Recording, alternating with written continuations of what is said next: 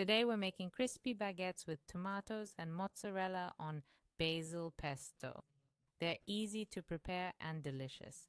You'll find the exact ingredient list in the video description. As always, I invite new viewers to subscribe to my channel.